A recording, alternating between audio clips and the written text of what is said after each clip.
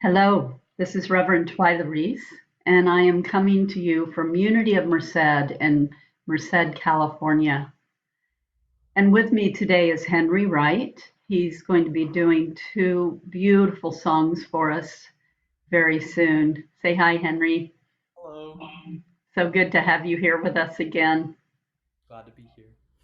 Henry's going to be leaving for university here in a couple of weeks, so I don't know if he'll get to be with us very much, but we'll see what happens, how his time goes. Yeah, we just don't know yet how that will be. Oh my goodness. So,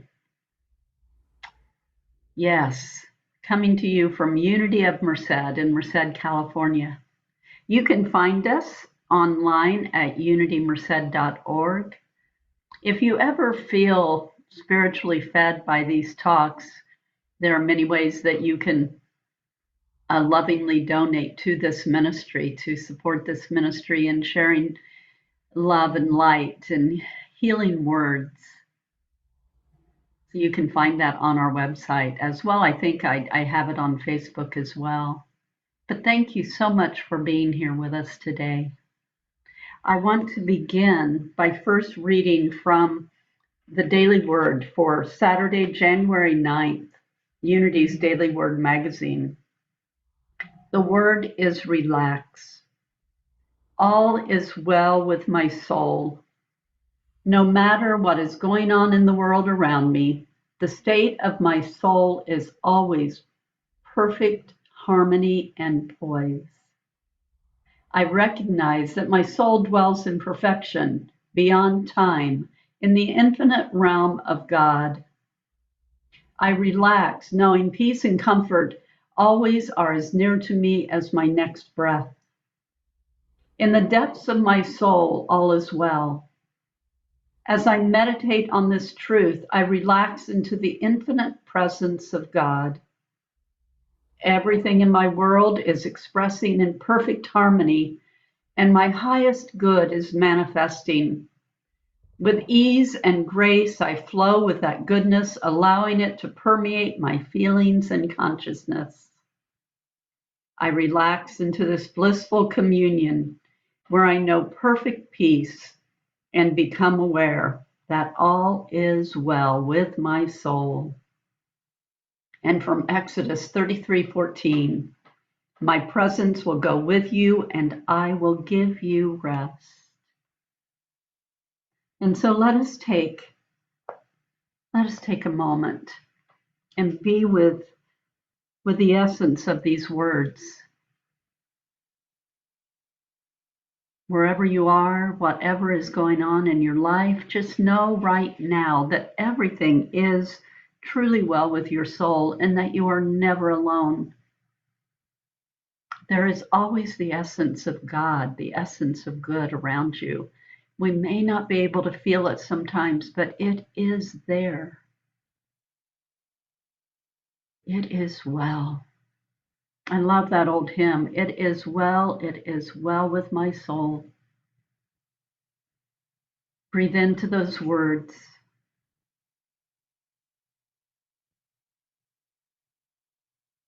and just feel that presence. Henry's now going to sing for us a song. It's in French. It's in French, and it's a poem by Paul Verlaine, and he will be singing it in French. And then after he's finished, I'll share with you these beautiful words. And I want these words to set the stage, to set the stage for where we're going in this message. That all is truly well with your soul, and that there is beauty all around us, and that we are never alone. Henry, please sing. La lune blanche luit dans les bois de chaque branche. Par une voix sous la ramée. Oh bien-aimé,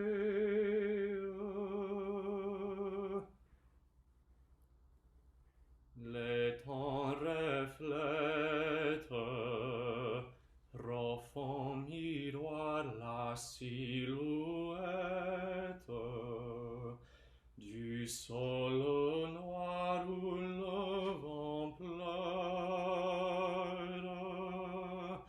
revends,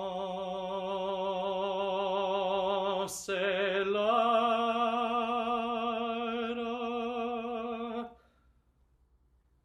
Un vaste et tendre apaisement semble descendre du firmament que l'astridise. C'est l'heure exquise.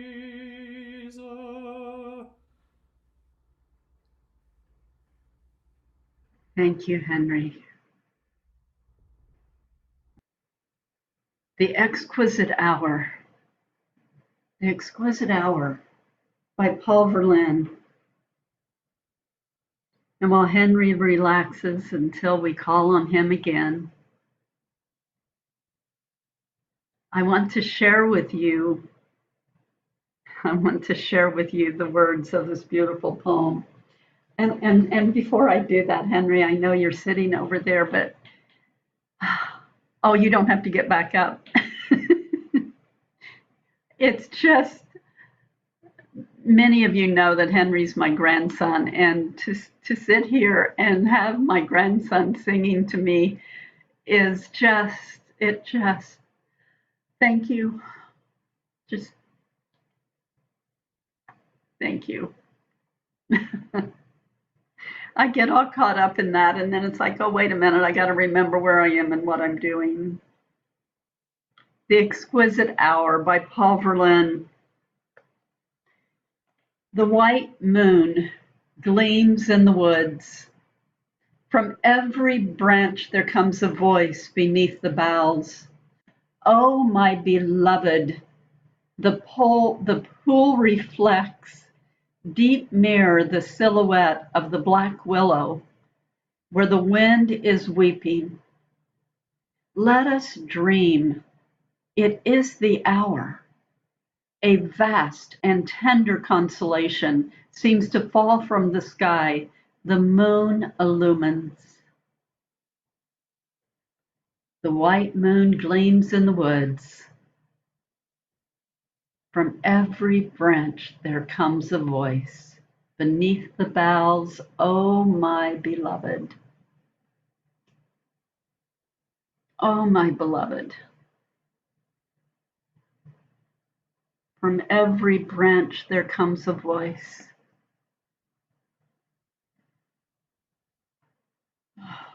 Feel those words. Allow that message to just come into your heart and to expand. The exquisite hour. The truth is that every hour is exquisite. I have been being with this talk over the last few days. It's not the talk I was originally going to give, but it's the talk that has been given to me to bring to you.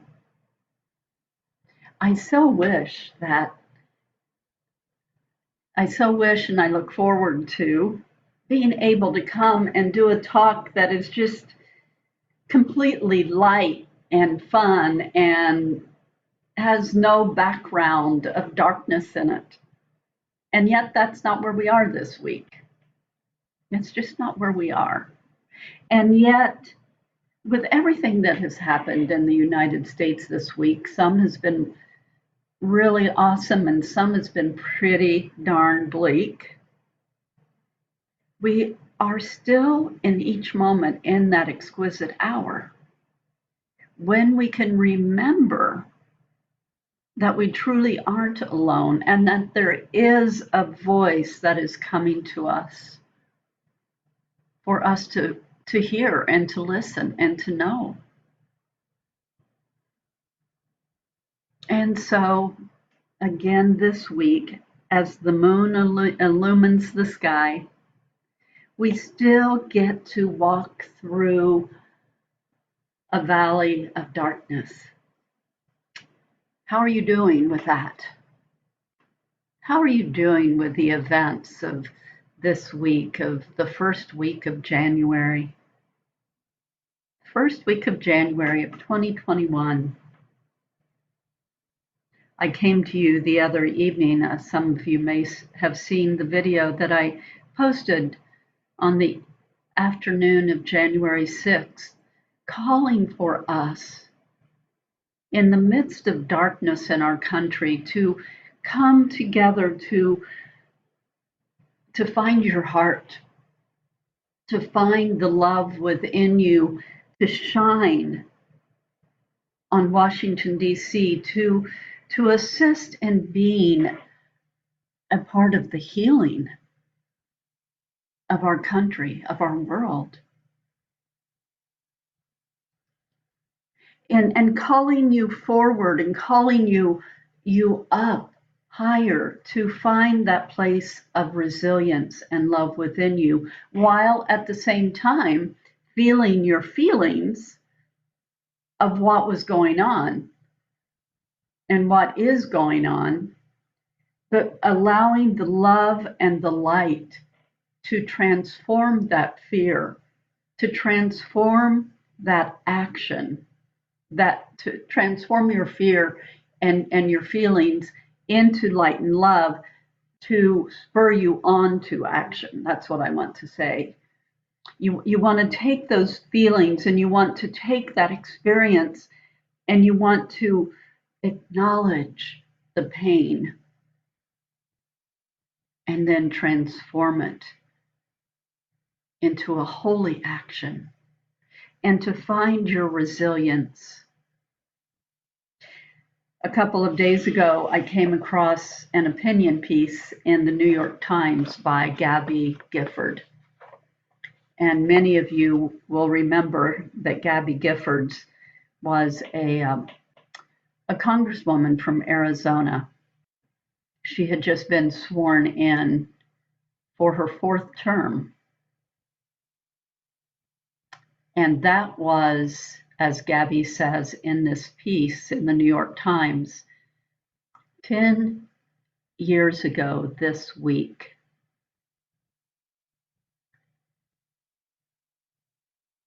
And she says, during a week in which our country has endured shock, I've thought a lot about resilience and determination. Resilience and determination, taking the experience and transforming it into resilience and hope and possibility. She says, 10 years ago today, I went to meet my constituents in front of a grocery store in Tucson, Arizona. I was a young congresswoman just sworn in for a third term. It had been a long and hard campaign in a charged national environment. Soon after I arrived that morning, a gunman opened fire. He shot me in the head at close range. 18 other people were shot that morning. 6 died. Many of you listening to this remember that day. What's it like to survive in a world changed forever? How do you grieve what is lost, but move on with determination? How do you reckon with your country in a new way? On the 10th anniversary of that shooting that nearly killed me, during a week in which our country reflects in shock, I want to share what I have learned about resilience and determination. Gabby says it starts not with me, but with Abraham Lincoln. All my life, I've studied President Lincoln. In the summer of 1862, just a few months after a cold and desperate wartime winter, when his young son Willie died, and a few weeks before he gave the original Emancipation Proclamation, Lincoln wrote to a faltering young cadet, Quentin Campbell. And this is what Lincoln said to Cadet Campbell: adhere to your purpose, and you will soon feel as well as you ever did. On the contrary, if you falter and give up, you will lose the power of keeping any resolution and will regret it all your life. Take the advice of a friend who, though he never saw you, deeply sympathizes with you, and stick to your purpose. Stick to your purpose. Resilience and determination. Lincoln had just experienced a profound loss, the loss of his son. The uncertainty of war surrounded him, and yet his vision and purpose were clear. A nation united, more free and more just, achieved through the resolution and determination of his fellow Americans. That steadfastness gave him strength. Gabby goes on to say that 10 years ago this week, that January morning, I had been looking forward to spending time with the people I represented, talking about hopes and needs. It was part of the job I loved most. Since then, I have fought every day to regain all that I lost. From walking to speaking to being able to serve my country, I have had to re-examine my own hopes and expectations. It is exhausting, but I stick to my purpose. I still want to make the world a better place. All of the sense of possibility,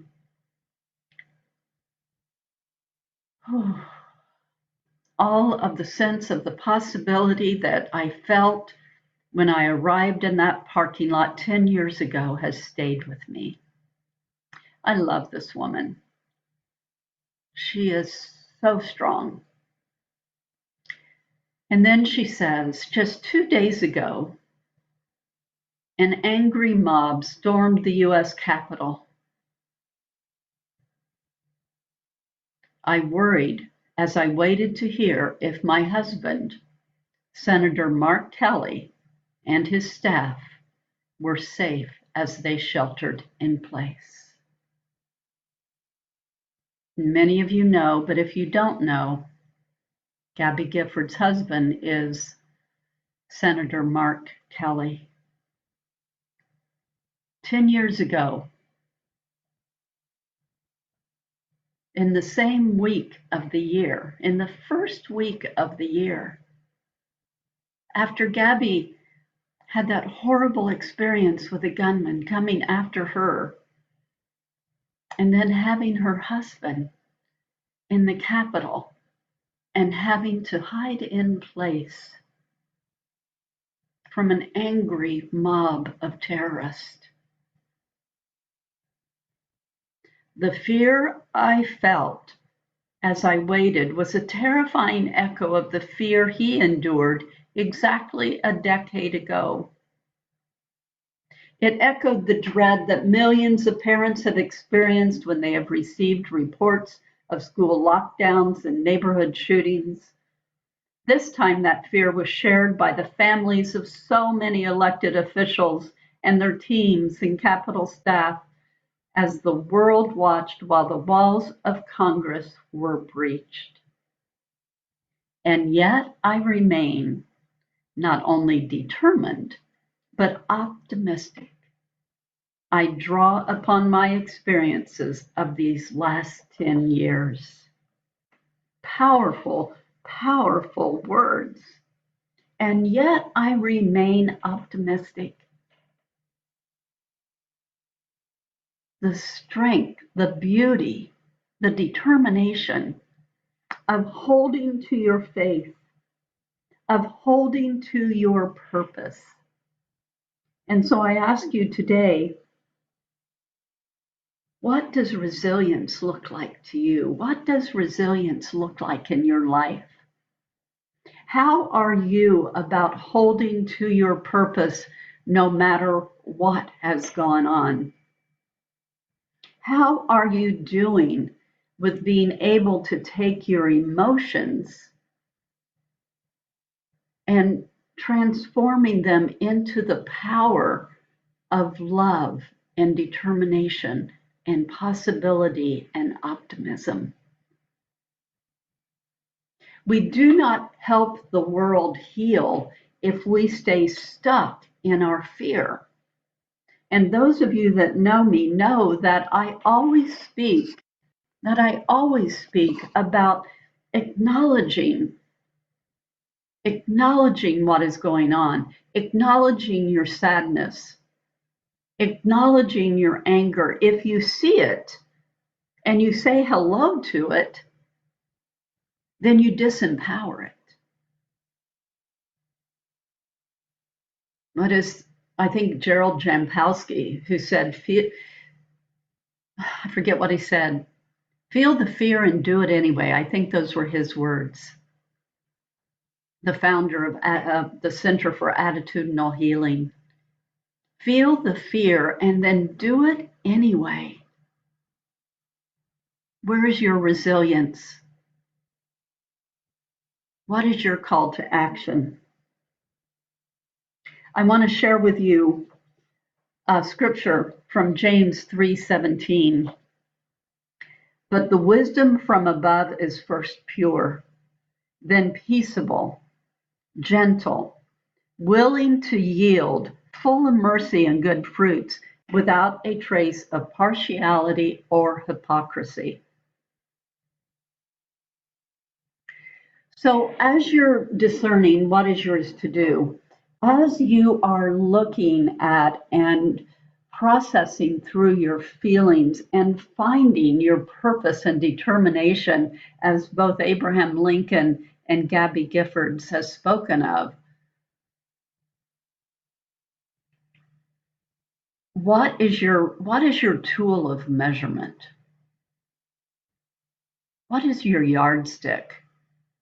You know, many people move forward saying, I know that what I am doing is right. I know what I believe is right. But do they run it through the test? Is it first pure? Is it peaceable?